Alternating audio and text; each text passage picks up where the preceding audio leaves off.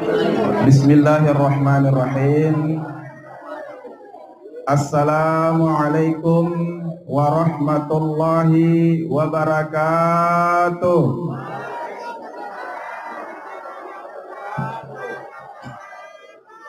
Alhamdulillahi rabbil alamin, wa bihi nasta'inu ala umuri dunya waddin, wassalatu wassalamu ala sayyidina Muhammadin wa ala alihi wa sahbihi ajma'in. Allahumma salli wa sallim wa barik ala sayyidina Muhammad wa ala alihi wa sahbihi ajma'in.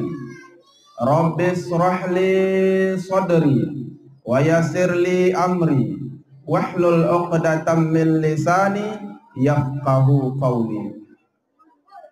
Bersyukur kita kepada Allah dengan mengucapkan alhamdulillahi rabbil alamin atas segala limpahan rahmat, taufik, inayah dan hidayahnya yang senantiasa Allah berikan kepada kita, baik kita dalam keadaan syukur atau kurang syukur, baik kita beribadah atau tidak beribadah, baik dalam keadaan bangun ataupun tidur, senantiasa rahmat dan kasih sayang Allah diberikannya kepada kita. Tidak ada sedetik pun yang kita lalui tanpa adanya rahmat dan kasih sayang Allah.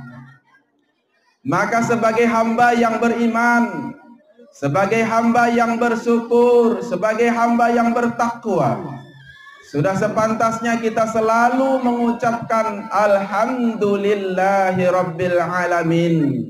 Dengan ucapan kita ucapkan alhamdulillah, dengan perbuatan tentu selalu kita akan mengerjakan apa-apa yang disuruh oleh Allah dan meninggalkan apa-apa yang dilarang. Salawat dan salam tak lupa dan tak bosan-bosannya kita menyampaikan keharibaan junjungan alam Nabi besar Muhammad sallallahu alaihi wasallam. Berkah kehadiran daripada beliau, berkah daripada perjuangan beliau, maka dapat kita merasakan indahnya dunia, dapat kita merasakan indahnya persaudaraan, dapat kita merasakan indahnya hidup. Tanpa kehadiran beliau diutus oleh Allah ke permukaan bumi, maka sudah barang tentu hal itu tidak kita dapatkan. Akan terjadi kekacauan, akan terjadi keburukan, saling bunuh-membunuh. Bahkan pada masa zaman jahiliyah, banyak sahabat-sahabat Nabi sebelum Islam membunuh anak sendiri demi untuk mengikuti adat istiadat yang berlaku pada saat itu. Tapi berkah kehadiran Rasulullah Muhammad sallallahu alaihi wasallam, semua hal itu Rasulullah hilangkan. Semua hal-hal yang tidak logika, yang tidak membahagiakan bagi kehidupan, maka semuanya itu Rasulullah Muhammad sallallahu alaihi wasallam menghapus. Segala hal-hal yang tidak memberikan kebahagiaan bagi manusia, baik dunia maupun di akhirat. Maka sudah sepantasnya kita mengucapkan Allahumma sholli ala sayyidina Muhammad wa ala alihi wa sahbihi ajma'in. Bapak dan Ibu yang dirahmati Allah, yang kami muliakan adalah pimpinan, yaitu Bapak ADM, pimpinan PT Lembah Bakti. Namanya Lembah Bakti, Pak, ya. Kemudian juga yang kami hormati adalah ketua panitia sekaligus ketua peguyupan yang berada, yang sudah bersusah payah melaksanakan acara ini dengan ikhlas. Kemudian yang kami hormati Bapak asisten, seluruh karyawan dan karyawati PT Lembah Bakti yang pada malam hari ini telah hadir dalam rangka untuk mencari ridho Allah, dalam rangka untuk menjalin silaturahim antar karyawan, antar pekerja dan seluruh pengurus-pengurus PT Lembah Bakti yang pada saat ini kita berkumpul.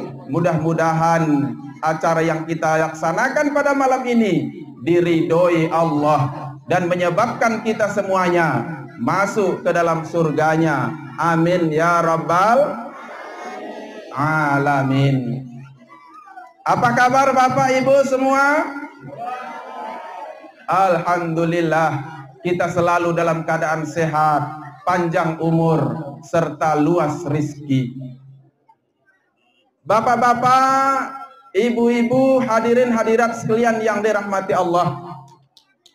Dalam hal penyampaian tausiah ini, saya selaku manusia biasa tentunya tidak luput daripada kesalahan dan kekhilafan. Sebelum saya menyampaikan tausiah ini, jika nanti terdapat kata-kata yang salah dan khilaf, mohonlah diberikan kemaafan. Bapak dan Ibu yang dirahmati Allah, kehadiran kita ke tempat ini adalah ingin mencari ridho Allah. Sekaligus kita ingin melaksanakan peringatan Isra dan Mi'rajnya Nabi besar Muhammad sallallahu alaihi wasallam. Kenapa acara ini terlaksana? Sebagaimana yang telah disampaikan oleh Pak ADM tadi, bahwa acara ini terlaksana berkah kelebihan atau berkah lahirnya Nabi kita Muhammad sallallahu alaihi wasallam, dan kemudian berkah adanya beliau melaksanakan perjalanan Isra dan Mi'raj. Maka dalam waktu yang singkat ini saya memulai ceramah ini pukul 9:45. Maka kemungkinan akan selesai juga sekitar jam 10:45. Setuju? Atau terlalu lama? Nanti kalau terlalu lama mohon dikode. Boleh, kodenya ngantuk boleh, menguap boleh, batuk juga boleh. Nanti kalau ada Bapak Ibu batuk, berarti itu tandanya ceramah sudah terlalu panjang. Mohon untuk dihentikan. Ikan sepat, ikan gabus, lebih cepat, lebih bagus.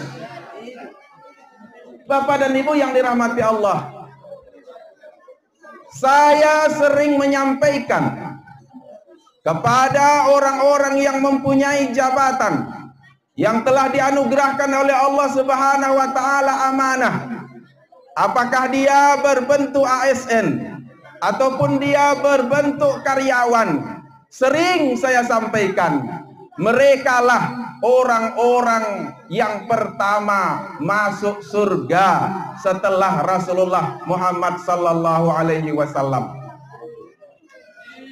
Mau nggak Bapak Ibu duluan masuk surga? Mau nggak duluan masuk surga setelah Nabi masuk lalu para karyawan masuk surga? Jawabannya tentu mau. Dan saya yakin itu yang akan terjadi. Loh, kok bisa begitu Ustaz? Karena para karyawan itu atau ASN itu kalau memang betul-betul melaksanakan tugasnya dengan sebaik-baiknya, itu adalah merupakan ibadah kepada Allah Subhanahu wa ta'ala. Tugasnya apa? Tugasnya masuk. Kalau bagian pabrik masuk ke pabrik. Kalau bagian kebun masuk ke kebun. Jam berapa mulai start? Jam sekian, berakhir jam sekian. Itu yang dilaksanakan setiap hari. Itu adalah merupakan ibadah. Karena mengerjakan yang wajib adalah berpahala mengerjakannya, berdosa meninggalkannya. Maka saya yakin para karyawan-karyawan inilah yang akan duluan masuk surga daripada kami ustadz-ustadz ini yang kadang-kadang banyak antara ustadz-ustadz yang hanya mampu menyampaikan tetapi tidak mampu melaksanakan. Oleh karena demikian sering saya sampaikan, tapi bagi siapa, karyawan yang mana, ASN yang mana yang duluan masuk surga? Tentu yang disiplin dalam melaksanakan tugas sekaligus mengerjakan apa-apa yang diperintahkan Allah, meninggalkan apa yang dilarang oleh Allah Subhanahu wa ta'ala. Seorang karyawan tidak meninggalkan sholat, seorang karyawan tidak meninggalkan puasa, walaupun begitu beratnya pekerjaan setiap hari dilaksanakan berkat keimanan dan ketakwaan kepada Allah, itu tidak ditinggalkannya, tetap terlaksana dengan sebaik-baiknya. Maka yakinlah bahwa bapak dan ibulah yang akan duluan masuk surga. Amin ya rabbal alamin. Mau masuk surga? Mau. Baik. Bapak dan ibu yang dirahmati Allah, mohon izin saya berdiri, karena kalau saya duduk mungkin ada yang tidak nampak. Bapak-bapak di bagian belakang perlu kenalan Bapak Ibu. Nama saya adalah Muhammad Yazid MAG. Saya bukan penceramah kondang.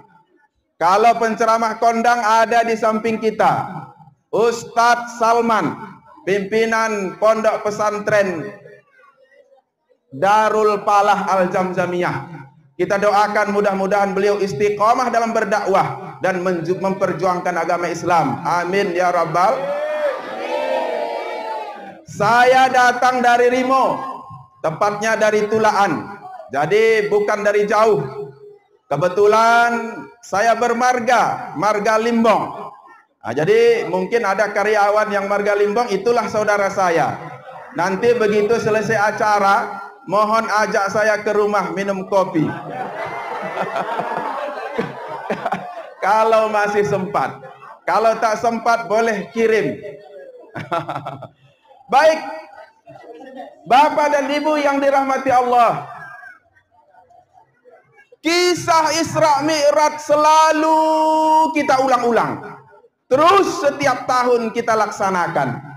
Saya yakin ilmunya sudah dimiliki oleh bapak-bapak semua. Sudah paham apa hikmah Isra Mi'raj, apa kejadian-kejadian dalam melaksanakan Isra Mi'raj tersebut. Sudah mengerti, sudah paham, ilmunya sudah ada. Tetapi terkadang hanya ilmunya yang dapat, pengamalannya kurang. Jadi ilmu tahu, sudah mengerti, tapi pengamalan kita terkadang belum terlaksana dengan sebaik-baiknya. Mengawali daripada tausiah ini, maka pada saat Rasulullah Sallallahu Alaihi Wasallam hendak diisrakan dan dimi'rajkan oleh Allah, maka pada saat itu Allah Subhanahu Wa Taala memberikan ujian kepada Nabi kita. Ujian yang sangat berat. Ujian apa? Yaitu yang pertama, Allah panggil pamannya yang bernama Abu Thalib.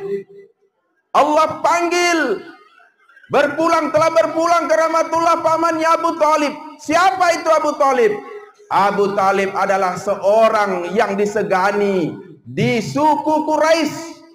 Jadi sehingga dengan adanya Abu Thalib ini, para orang-orang Quraisy segan untuk mengganggu Nabi, segan untuk menghalangi dakwah Nabi. Maka inilah dipanggil oleh Allah, pamannya Abu Thalib meninggal dunia. Bukan hanya sampai di situ, beberapa waktu kemudian istrinya yang bernama Khadijah, Sayyidah Khadijah, juga berpulang ke rahmatullah. Bapak dan Ibu yang dirahmati Allah, maka Nabi Muhammad Sallallahu Alaihi Wasallam dengan berpulangnya kedua tokoh ini, Abu Thalib pamannya, tokoh Quraisy, demikian juga istrinya Sayyidah Khadijah, juga adalah saudagar kaya yang disegani di kota Mekah pada saat itu. telah berpulang ke rahmatullah, maka Nabi kita Muhammad sallallahu alaihi wasallam dalam keadaan sedih, dalam keadaan duka. Bapak dan Ibu yang dirahmati Allah,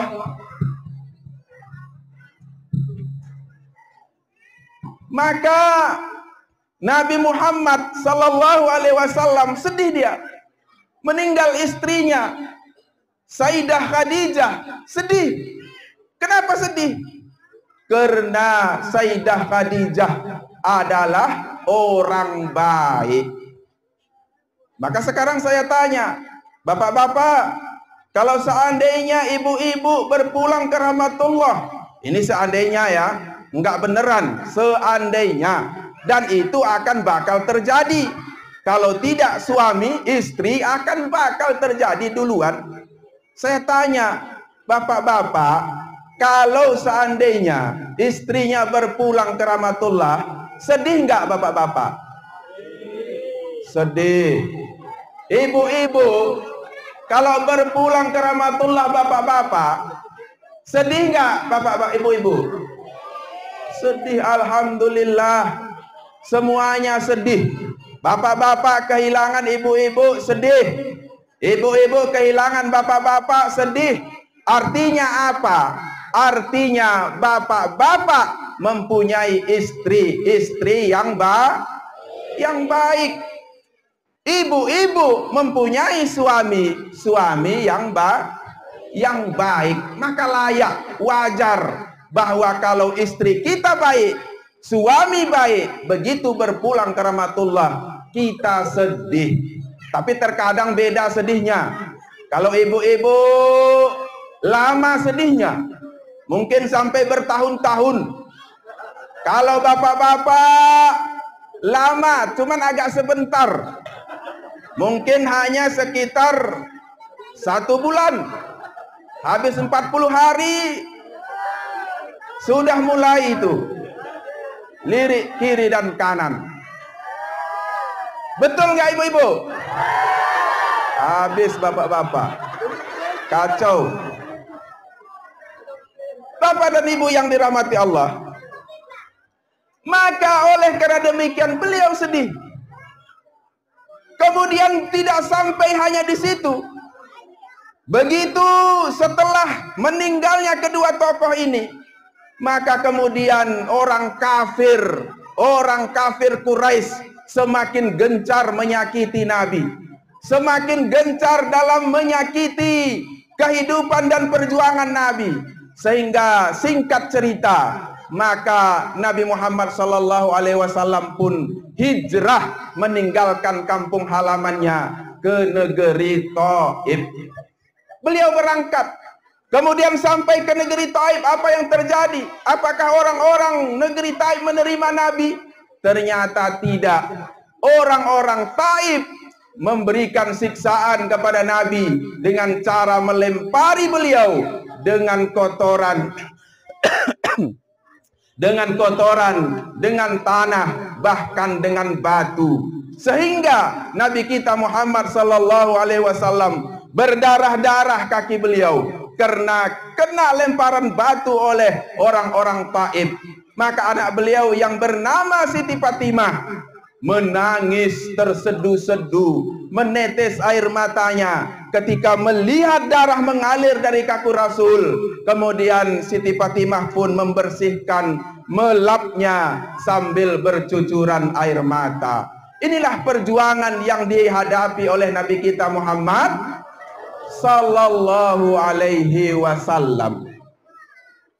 Lalu kemudian setelah kejadian demi kejadian tersebut, maka Nabi kita Muhammad sallallahu alaihi wasallam diberikan hadiah yang amat sangat luar biasa.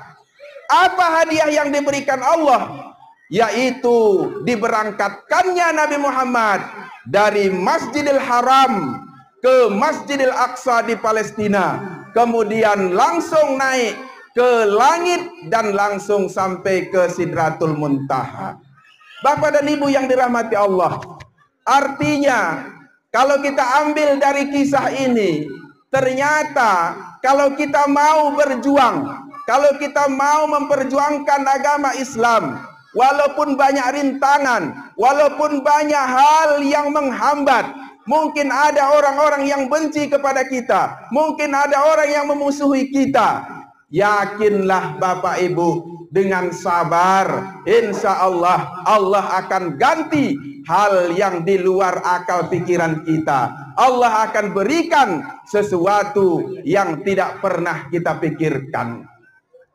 Bapak dan Ibu yang dirahmati Allah, maka saya yakin begitu sampai kemari, saya melihat banyak sekali orang-orang saleh di sini. Pak ADM, alhamdulillah, Allah anugerahkan kepada kita seorang ADM yang saleh. Kemudian mampu mengayomi seluruh karyawan dan karyawati yang berada di bawah jajarannya. Begitu juga kita lihat ada ketua paguyuban yang sangat luar biasa.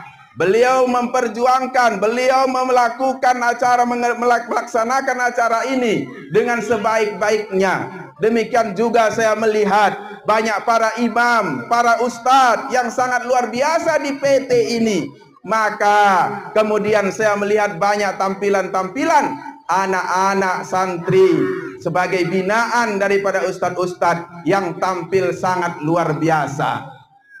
Penampilan daripada anak yang pidato tadi hampir mengalahkan saya yang ceramah pada saat ini. Berikan tepuk tangan kepada anak kita tersebut. Bapak dan Ibu yang dirahmati Allah. Lalu kemudian apalagi hikmah yang harus kita ambil dari kisah ini?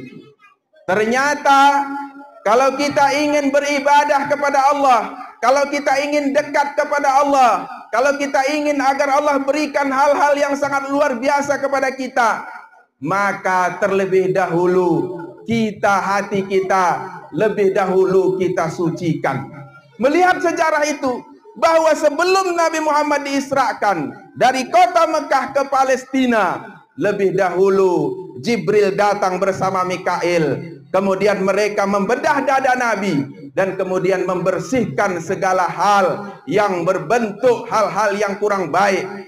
Hati Nabi sudah baik, sudah bagus, tapi maka oleh malaikat Jibril dibersihkan lagi agar lebih bersih. Artinya apa? Bapak dan Ibu yang dirahmati Allah, di dalam kehidupan ini, kalau kita ingin dan memang wajib kita laksanakan untuk memperbaiki diri, untuk beribadah kepada Allah, melaksanakan sholat, melaksanakan puasa, terlebih dahulu kita sucikanlah hati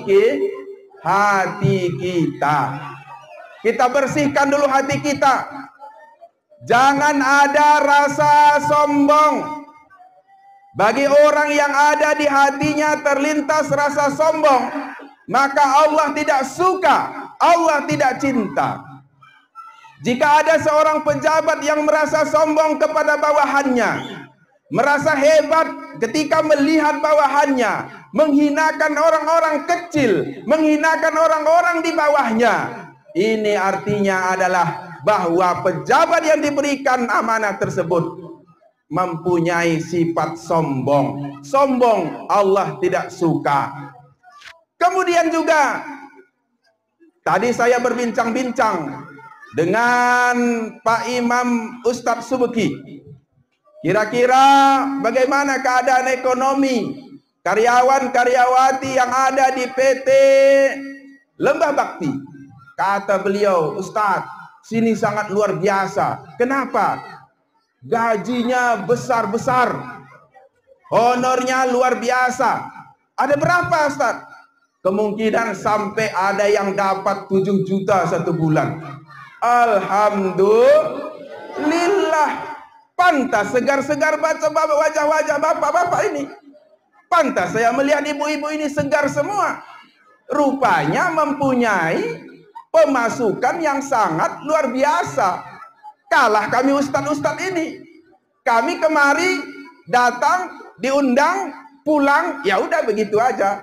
Selesai. Syukuri Pak. Sama-sama kita syukuri, ucapkan alhamdulillah. Karena semuanya itu adalah pemberian Allah. Maka kalau seandainya panjang waktu, saya ingin mengajak bapak-bapak bagaimana caranya agar kita bisa bersyukur atas segala yang telah diberikan oleh Allah Subhanahu wa taala kepada kita. Agar kita sebagai hamba-hamba Allah mampu mengerti siapa kita dan bagaimana keadaan kita pada saat ini. Bagaimana proses penciptaan kita. Bagaimana setelah diciptakan, dari unsur apa kita ini, ada berapa hal yang harus kita ketahui di dalam kehidupan ini.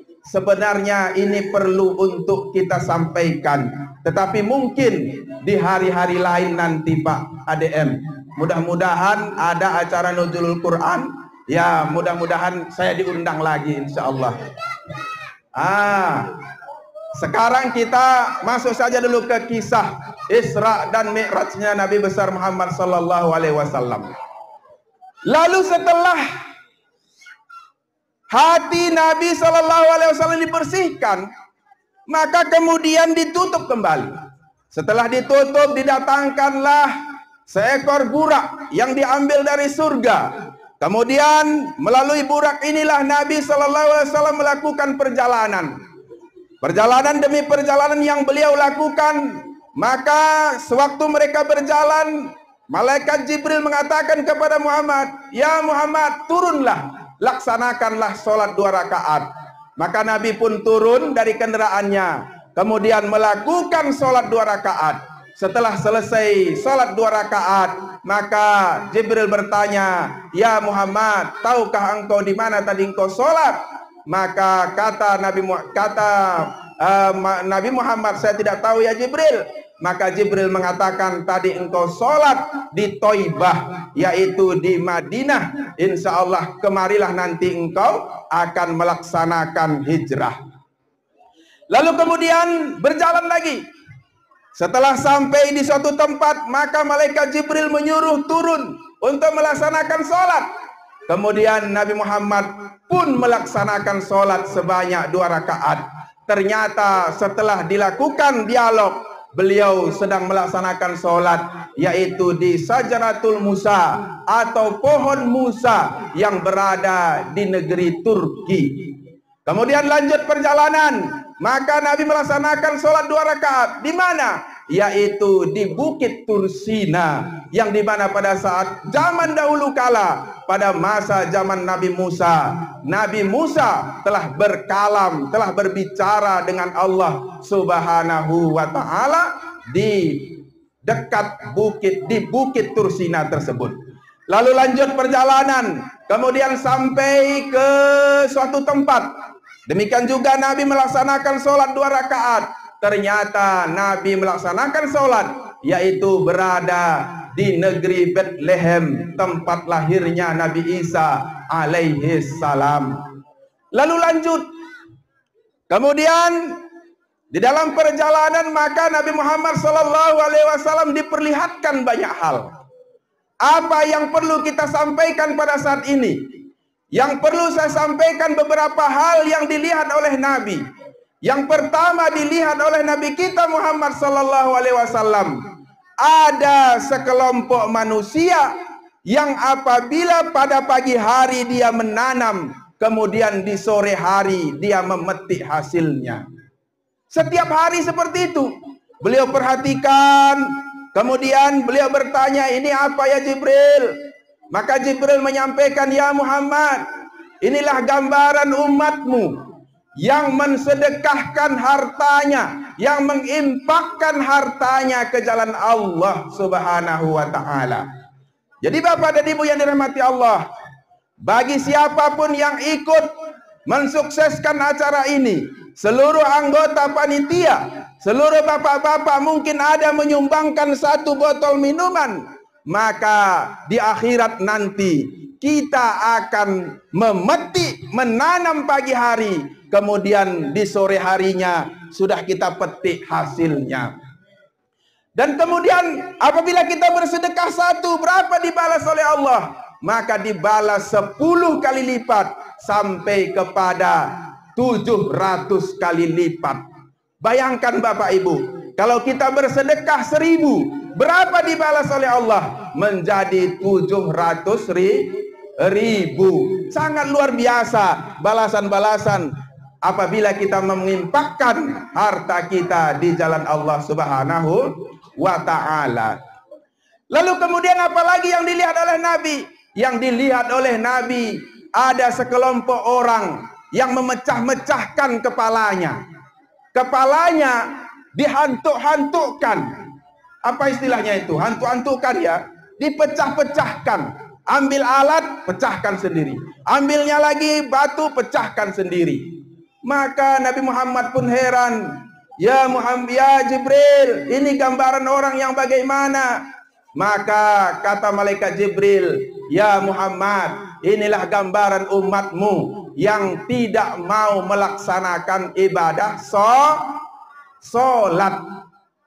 Jadi bagi kita yang tidak mau sholat, kadang-kadang karena terlalu capek di waktu zuhur, tidak melaksanakan sholat, maka di akhirat nanti kita akan pecahkan kepala kita. Kita pecahkan sendiri. Begitu kita pecahkan, lalu balik seperti biasa. Begitu kita pecahkan lagi, maka kembali seperti semula. Begitulah seterusnya hukuman bagi orang yang meninggalkan sholat. Maka selalu Pak, kita jangan pernah meninggalkan sholat. Bagaimanapun kehidupan kita, berapapun harta yang diberikan oleh Allah, apapun jabatan, apapun hal-hal yang mungkin menurut kita adalah sesuatu yang wah yang telah diberikan Allah, jangan tinggalkan sholat, jangan tinggalkan puasa. Maka sangat bersyukur kita kalau seandainya ada seorang pemimpin yang memberikan keringanan dalam melaksanakan pekerjaan.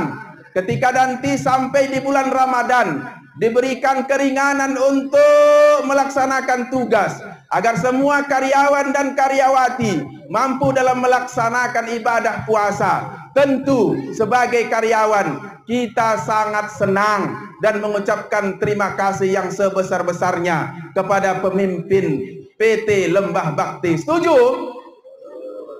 Wah, lemas ku tengok jawabannya ini. Berarti nggak setuju ini. Setuju nggak Bapak Ibu?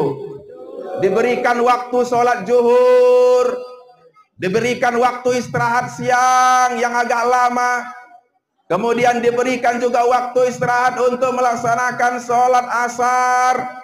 Saya yakin semua orang-orang yang telah melakukan hal ini akan Allah berikan kemuliaan lebih tinggi dari sebelum yang telah Allah berikan kepada beliau.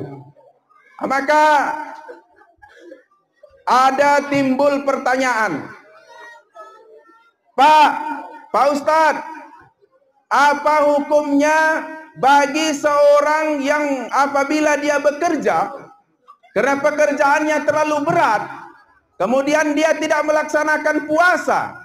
Maka di dalam hal ini memang ada ulama yang mengatakan, kalau seandainya ada seseorang yang kerjaannya itu adalah pekerjaan yang berat, tetapi dengan catatan bahwa pekerjaannya itu adalah hal yang wajib dia laksanakan untuk mencari nafkah terhadap keluarganya.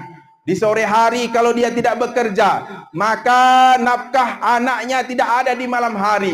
Maka ini dibolehkan untuk tidak berpuasa pada saat itu. Tetapi niatkan di hati bahwa apabila ada waktu luang nanti akan dikoda sholat tersebut, akan diulangi di hari yang lain. Tetapi ulama mayoritas menyatakan bahwa tidak boleh seperti itu. Kalau antum untuk bekerja, wajib tetap melaksanakan puasa. Yang boleh tidak puasa adalah orang sakit, orang musafir, ibu hamil dan juga ibu menyusui, atau orang-orang yang sudah sakitnya kemungkinan tidak sembuh. Maka inilah orang-orang yang diperbolehkan untuk tidak berpuasa. Lalu timbul pertanyaan, Ustadz, kalau seandainya ada seorang atasan, seorang bos, kemudian tidak memberikan izin untuk karyawannya melaksanakan ibadah sholat, atau untuk melaksanakan ibadah yang lain seperti berpuasa, maka kata para ulama, pimpinan tersebut juga ikut menanggung dosa terhadap karyawannya apabila karyawan tersebut tidak diberikan waktu dalam melaksanakan ibadah. Bapak dan Ibu yang dirahmati Allah, maka dalam hal ini perlu kita selalu merenung, perlu kita selalu untuk menghayal-hayalkan apa yang terjadi kepada kita jika seandainya ibadah sholat banyak kita tinggalkan. Berani nggak ibu-ibu tidak sholat? Berani nggak ibu-ibu tidak melaksanakan sholat? Nggak ada jawaban ibu-ibu. Ini ibu-ibu mau dengarkan atau enggak kira-kira ini? Tapi nggak mau jawab. Bapak-bapak, ada nggak yang berani meninggalkan sholat? Enggak, alhamdulillah. Karena kita takut akan hal-hal yang seperti yang dilihat oleh Nabi Muhammad SAW. Kita takut memecahkan kepala kita sendiri. Atau juga mungkin ada di antara kita yang mau coba-coba dulu, mau tes dulu. Waktu di dunia ini kita tes dulu. Ambil batu atau ambil hal-hal yang berat, entah besi atau apa, coba dulu. Dites dulu kepala itu di toko. Sakit nggak kira-kira? Pasti sakit. Tetapi banyak di antara kita kadang lalai, Pak. Kadang tidak terpikir kita seolah-olah bahwa hal itu akan terjadi. Apa yang menyebabkan hal ini terjadi kepada kita? Sehingga ketika tinggal sholat, kita biasa-biasa saja. Ketika tinggal puasa, kita biasa-biasa saja. Seolah-olah tidak ada masalah. Padahal kita tahu bahwa suatu saat nanti kita akan berpulang ke rahmatullah. Semua kita yang hadir di sini, kecuali yang anak-anak ya, kecuali yang anak-anak, kita semua di sini 60 tahun yang akan datang, semua kita sudah tidak ada lagi di PT ini. Yakin gak Bapak Ibu? Yakin. Hidup ini bergantian. Setelah kita saksikan bahwa kehidupan ini satu persatu Allah panggil. Ada yang lahir, ada yang meninggal. Kemudian di hadapan kita ada orang yang langsung kita antarkan, kita angkat dengan tangan kita. Ada juga orang yang langsung kita ikut menguburkan. Dan kemudian juga kita ikut mendoakan. Hal ini menjadi gambaran sadar kita. Ya Allah, berarti saya juga suatu saat nanti akan terjadi seperti ini. Ketika diumumkan di masjid atau di musalla, Inna lillahi wa inna ilaihi raji'un, telah berpulang ke rahmatullah Sipolan bin Sipolan tadi pagi jam 9 pagi. Kan itu yang selalu kita dengar, pengumuman di musalla, di masjid. Maka bagaimana caranya? Kita bayangkan Pak, kita bayangkan Bu. Kita bayangkan bahwa satu saat nanti yang dipanggil di masjid itu, yang dipanggil, yang disampaikan namanya di musalla itu adalah nama kita, nama saya. Innalillahi wa inna ilaihi raji'un, telah berpulang ke rahmatullah Muhammad Yazid pada ini. Itu nanti akan terjadi. Maka oleh karena demikian, tidak boleh lalai Bu, nggak boleh lalai Pak. Maka oleh karena demikian perlu kita melaksanakan ibadah-ibadah yang telah diwajibkan oleh Allah Subhanahu wa taala tersebut. Yang puasa, yang sudah diwajibkan dalam berpuasa, lakukan puasa. Yang sudah mempunyai kewajiban dalam berhaji, silahkan berhaji. Bagi orang yang ada kelebihan harta, silahkan bantu anak yatim, bantu semua orang yang mungkin membutuhkan. Bapak dan Ibu yang dirahmati Allah, maka di dalam hal ini perlu saya sampaikan di dalam waktu yang singkat ini kepada bapak-bapak dan ibu-ibu, kita saling mendukung. Bapak-bapak, dukunglah ibu-ibu agar ibu-ibu bisa masuk surga. Demikian juga ibu-ibu, dukunglah bapak-bapak agar bisa masuk surga. Karena neraka itu panas, neraka itu sangat luar biasa ajabnya. Maka seorang suami bersyukurlah Pak, bersyukurlah kepada Allah jika mempunyai seorang istri yang mau membangunkan kita di waktu subuh, yang mau mengingatkan kita untuk melaksanakan ibadah. Bersyukur, walaupun terkadang seorang istri itu kita anggap cerewet, kita anggap banyak bacot dan sebagainya, mengatur suami, tapi itu adalah rahmat Allah. Allah berikan istri yang baik, yang takut dia suaminya masuk neraka. Kadang ibu membangunkan suami kayak mana? Bang, bangun, sholat.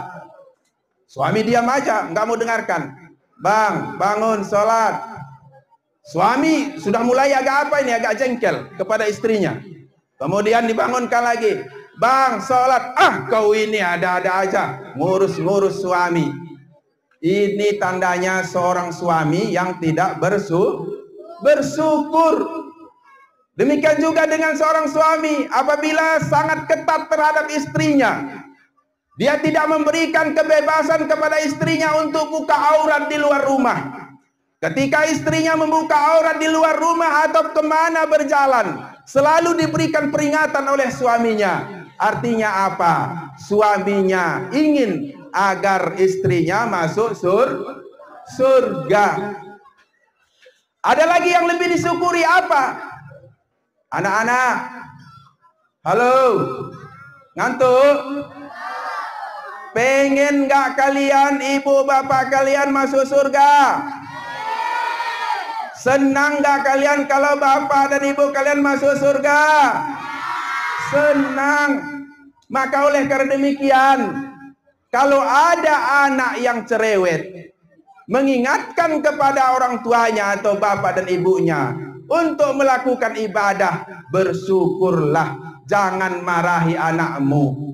Dan bersyukurlah kalau anakmu mau sekolah agama, kalau mau masuk ke pondok pesantren, menuntut ilmu. Kenapa? Karena inilah jalan kita untuk nanti masuk ke dalam surga.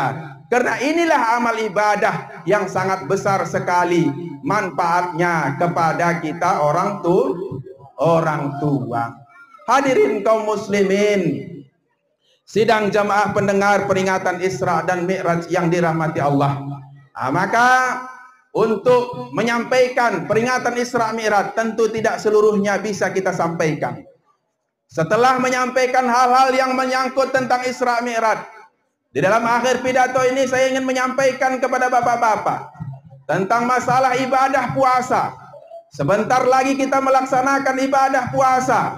Maka kita tentu bersyukur kepada Allah. Allah panjangkan umur kita sehingga kita bertemu insya Allah di bulan Ramadan ini. Bahwa yang harus kita persiapkan ilmu tentang masalah puasa tersebut. Anak-anak, berapa rukun puasa? Udah lupa, nggak tahu dia. Ibu-ibu, berapa rukun puasa?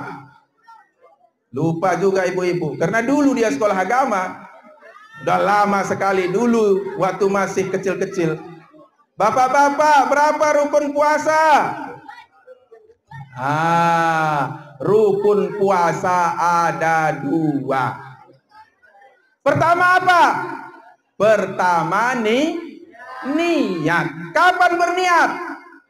Di malam hari. Kalau puasa hari Kamis, kapan kita berniat? Malam Kamis, jangan hari Rabu, Pak. Malam Kamis. Kalau hari Rabu kecepatan. Malam Kamis. Apakah habis Isya atau pas mau subuh? Disitulah kita meniat. Mau sahur, berniat kita. Itulah rukun yang pertama. Niat ini penting, Pak. Kenapa Rasulullah Muhammad SAW menyampaikan innamal a'malu bin niat. Segala amal ibadah itu harus disertai dengan niat. Kenapa bisa seperti itu? Maka terpikir kita, ternyata kalau kita berniat, telah kita tanamkan di hati kita, niat dalam melaksanakan suatu ibadah atau pekerjaan apapun, maka semua pekerjaan itu akan mudah kita melaksanakannya. Sekarang kita ambil contoh, umpamanya begini. Kenapa disyariatkan niat di malam hari? Kenapa diwajibkan niat dalam berpuasa? Ternyata hanya bagi orang berniatlah yang mampu melaksanakan ibadah puasa tersebut. Tanpa niat di malam hari, silahkan Bapak Ibu, besok coba tidak tanpa niat, nggak ada berniat puasa, tiba-tiba nggak makan pagi, nggak makan siang, nggak makan sore, apa yang terjadi? Pingsan Bapak Ibu, kelaparan. Tetapi karena kita berniat di malam hari, maka Allah berikan kemudahan dengan niat itu untuk melaksanakan ibadah puasa dari pagi sampai sore hari. Lalu yang kedua adalah rukun puasa, meninggalkan segala yang membatalkan puasa. Apa yang membatalkan puasa? Yang pertama, memasukkan sesuatu. Dengar Ibu, dengar, nanti lupa. Ini silap sedikit tidak teringat lagi nanti nih. Apa dia? Memasukkan sesuatu ke lubang yang 5. Apa itu lubang yang 5? Mulut, hidung, telinga, jalan muka, dan jalan belakang. Apa batasannya Ustaz? Batasannya kalau mulut, jangan sempat makanan itu tertelan. Kalau masih di mulut, tidak apa-apa, masih sah. Cuman nanti ada hukumnya Bu. Ada yang makruh, ada yang sunat. Kalau berwudu, sunat hukumnya berkumur-kumur di pagi hari. Jadi waktu kita waktu puasa, kemudian kita berkumur-kumur, sunat hukumnya selama airnya tidak tertelan. Tapi kalau seandainya berkumur-kumur 3 kali, yang keluar hanya 2 kali, sekali hilang, nah ini tidak sah lagi puasanya, batal puasanya itu. Demikian juga kalau air ludah, bagaimana Ustaz? Air ludah boleh kita telan. Kalau ada air ludah kita yang keluar di mulut, boleh ditelan selama air ludah itu belum keluar. Kalau air ludah sudah keluar, diambil lagi, minum lagi, batal puasanya. Atau juga boleh juga, umpamanya dikumpul-kumpul banyak, tunggunya sampai 10 menit, baru ditelan, ini juga batal. Karena sudah melakukan hal-hal yang tidak membolehkan dalam puasa. Itu mulut Bu ya, mulut. Hidung bagaimana Ustaz? Hidung, sunat hukumnya kita memasukkan air ke hidung dalam berwudu. Batasnya mana? Batasnya jangan sempat jangan sempat ada rasa pedas. Begitu kita menghirup air, jangan ada rasa pedas. Jadi jangan dihirup sampai ke dalam. Kalau hanya sekedar masukkan gini, air hukumnya sunat ketika dalam berwudu. Tapi jangan jahil. Jahilnya kayak mana? Umpamanya di mulut tadi ya. Ada juga itu. Karena dibeli oleh anaknya es krim. Ada es krim nampak dia. Bagaimana juga rasa es krim ini? Kemudian dimasukkan ke mulut. Rasa, nikmat luar biasa. Lalu kemudian dibuang kembali. Sah puasanya? Sah. Tapi makruh perbuatannya. Kenapa? Karena melakukan yang sia-sia. Lubang yang ketiga apa? Lubang yang ketiga telinga. Lubang yang ketiga itu telinga. Mana batasnya? Batasnya adalah kelingking. Kalau bapak dan ibu mengkorek telinga, maka puasanya masih sah. Kalau dikoreknya dengan kelingking, dengan catatan jangan ada kukunya panjang. Kuku daripada kelingking ini jangan panjang sampai pula masuk ke dalam. Boleh? Maka kemudian dari depan bagaimana Ustaz? Lubang depan diupayakan. Kalau ingin membersihkan, Jangan masukkan sesuatu ke dalam. Jadi kalau ingin istinja bagaimana Ustaz? Kalau ingin istinja, lakukanlah dengan perut jari. Lakukan dengan perut jari sehingga bersih semuanya. Setelah itu sudah selesai. Tetapi jangan sempat, bapak-bapak mohon maaf, apalagi ibu-ibu, jangan sempat membengkokkan tangannya dan memasukkan jarinya. Itu batal puasanya. Demikian juga di belakang sama. Maka bersihkanlah dengan perut jari, jangan sampai dibengkokkan. Itu yang pertama. Lalu yang kedua apa? Yang membatalkan puasa. Yang membatalkan puasa yang kedua adalah menyengaja muntah. Ada nggak orang yang menyengaja muntah dalam puasa? Ada. Siapa? Umpamanya begini, dia sudah tahu bahwa tempat itu adalah tempat bau, yang kemungkinan kalau dia ke situ muntah. Ini namanya muntah dengan sengaja. Orang ini batal puasanya. Tapi kalau muntah hanya muntah biasa, kalau ibu-ibu lagi hamil, lagi ngidam, atau dalam perjalanan muntah, itu tidak apa-apa. Atau muntah dalam keadaan sakit, tidak apa-apa. Dengan catatan apa? Ketika selesai muntah, maka bersihkanlah dengan air muntahan yang ada di dalam mulut. Jangan biarkan. Begitu kita muntah, maka ambil air, kumur-kumur, kemudian selesai, bersih. Jangan dibiarkan begitu muntah, lalu ada muntahan di dalam mulut itu, kita biarkan saja tanpa kita cuci. Hanya kita buang aja ludah kita. Itu masih kotor, karena muntahan itu adalah najis. Air muntahan tak boleh kena baju, tak boleh kena kain, tak boleh kena pakaian atau tempat kita dalam melaksanakan ibadah. Karena muntahan itu adalah najis. Lalu yang membatalkan puasa selanjutnya apa? Yang membatalkan puasa selanjutnya adalah ibu-ibu yang kedatangan darah haid atau melahirkan. Ketika dia melaksanakan ibadah puasa, lalu kemudian di sore hari menjelang berbuka datang haidnya, batal puasanya. Apalagi selain itu, selanjutnya yang membatalkan puasa adalah, inilah yang paling parah.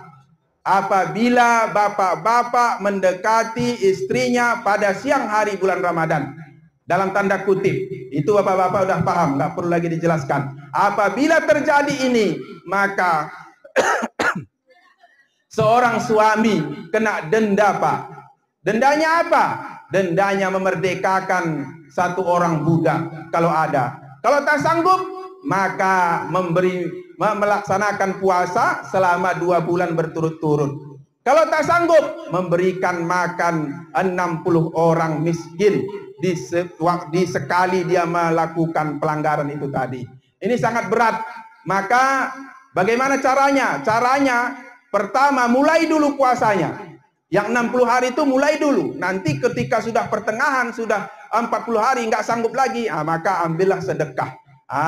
Ini harus dilaksanakan ketika terjadi pelanggaran pada siang hari bulan Ramadan. Kalau malam, Bu, Pak, bebas.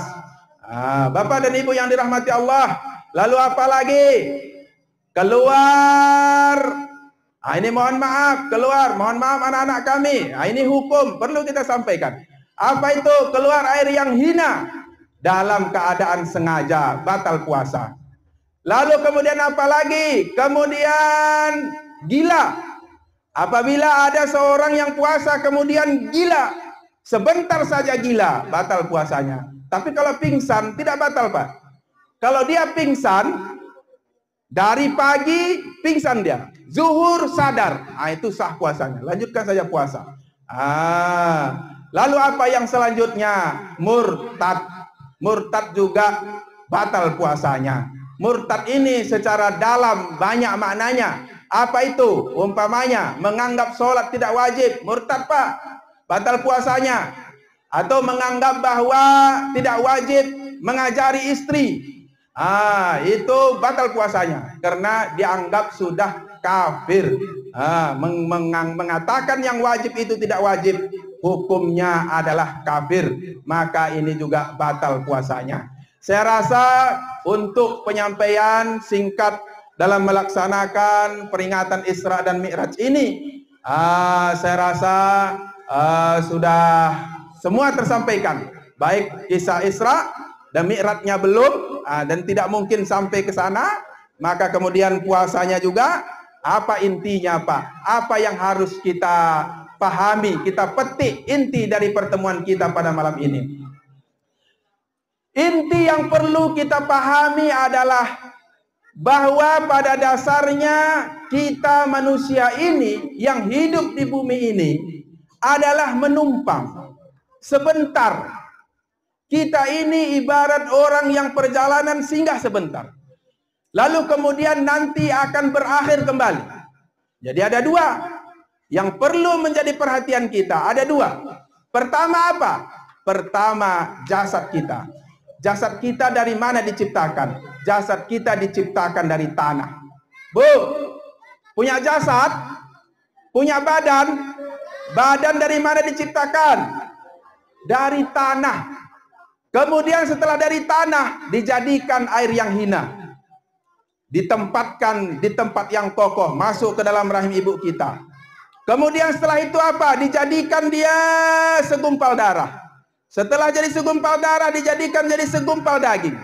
Setelah jadi segumpal daging, maka dijadikan tulang belulang.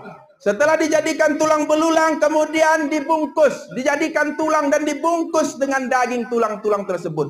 Kita berada di dalam rahim ibu kita selama 9 bulan. Kita Pak, dulu berada di rahim ibu selama 9 bulan. Bagaimana keadaan kita di saat itu? Sangat luar biasa sulitnya Pak. Bagaimana sulitnya? Sempit, gelap, kemudian kita berada di dalam air. Coba bayangkan kalau sekarang kita masuk ke dalam air, berapa menit kita sanggup? Paling 2 menit atau 3 menit. Tetapi dulu kita pernah berada di dalam air selama 9 bulan.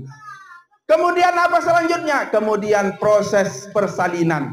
Bagaimana perjuangan seorang ibu dalam melahirkan kita. Maka kita juga yang lahir adalah perjuangan yang sangat luar biasa. Banyak anak-anak yang tewas ketika dilahirkan oleh ibunya. Artinya apa Bapak Ibu? Artinya kita untuk dalam menjalani kehidupan ini adalah perlu proses dan perjuangan. Jadi kita sudah seperti sekarang ini, perjuangan ini. Ini adalah rahmat dan kasih sayang Allah. Kalau seandainya dulu Allah tidak menakdirkan kita hidup, maka kita tidak ada pada saat ini. Apa artinya? Artinya setelah kita ada, maka kita syukuri. Alhamdulillah ya Allah, Engkau telah menjadikan saya. Engkau telah memberikan rizki kepada saya. Engkau memberikan pekerjaan kepada saya. Engkau telah memberikan kehidupan saya bersama keluarga. Seperti ini nikmatnya ya Allah. Kita syukuri. Bersyukur kepada Allah. Kemudian kita beramal. Itu penciptaan jasad. Lalu ruh bagaimana? Di dalam diri kita ada ruh Bapak Ibu. Ada ruh. Ibu-ibu ada enggak ruh? Yang hadir ini punya ruh? Ada? Ada yang nggak pakai ruh di sini? Semuanya Bapak Ibu pakai ruh. Lalu ruh itu bagaimana prosesnya Ustaz? Ruh itu ternyata dihembuskan oleh Allah. Maka Allah berfirman, "Faidza sawaituhu wa nafakhtu fihi mir ruhi." Kata Allah, ketika sudah menjadikan janin dalam keadaan sempurna. Kalau para tim medis atau ustaz-ustaz atau ulama mengatakan selama umur 120 hari bayi di dalam kandungan, maka ditiupkanlah ruh ke dalam janin itu, barulah kita hidup. Dari mana ruh itu? Ruh itu datangnya dari Allah, ditiupkan oleh Allah. Jadi proses penciptaan ruh bukan dari tanah. Jadi kemudian bagaimana Ustaz? Nanti setelah jasad kita meninggal dunia, ruh kita masih hidup Pak. Ruh kita hidup. Yang meninggal itu jasad. Ruh kita hidup. Ngapain? Untuk mempertanggungjawabkan apa-apa yang telah kita perbuat di alam dunia ini. Maka kita bayangkan saja, bagaimana kalau seandainya kita berangkat ke suatu tempat. Apakah di dalam hutan umpamanya. Sampai kita di hutan itu tidak ada orang, tidak ada apa-apa, tidak ada makanan. apa yang terjadi kepada kita? Pasti kita merasa tersiksa di dalam hutan itu. Atau di dalam goa, dimasukkan kita dalam goa yang gelap. Tidak ada orang, tidak ada makanan, tidak ada teman. Bagaimana kira-kira perasaan kita? Takut, Pak. Kenapa? Karena tidak ada bekal di sana. Dan kemudian tidak ada teman di sana. Maka demikian juga nanti begitu kita berada di akhirat. Dan itu akan pasti terjadi. Tidak ada seorang manusia pun yang tidak meninggal dunia. Tidak ada seorang manusia pun yang tidak mempertanggungjawabkan perbuatannya di dunia. Maka apabila kita nanti sampai ke sana, apa yang terjadi? Menangis pun kita tidak ada yang menolong. Minta tolong pun kita tidak ada yang menolong. Kecuali yang menolong kita adalah amal ibadah kita. Maka oleh karena demikian, mari sama-sama kita memasang niat. Mulai malam ini kita pasang niat bahwa di bulan Ramadan ini puasa kita tidak tinggal. Amin ya rabbal alamin. Jadi saya rasa itu saja yang dapat saya sampaikan. Lebih dan kurang saya yakin banyak kesalahan kesilapan karena mungkin suaranya terlalu keras atau kalimatnya mungkin menyinggung, maka mohon diberikan kemaafan. Demikian yang dapat saya sampaikan, lebih dan kurang mohon diberikan kemaafan. Oh baik, kita doa dulu ya. A'udzubillahi minasyaitonirrajim. Bismillahirrahmanirrahim. Alhamdulillahi rabbil alamin, wassalatu wassalamu ala sayyidina Muhammadin wa ala alihi wa sahbihi ajma'in. Allahumma inna nas'aluka ridhaka wal jannah wa na'udzubika min sakhatika wan nar ya rabbal alamin. Allahumma innaka 'afuwun karimun halimun tuhibbul 'afwa fa'fu 'anna ya karim.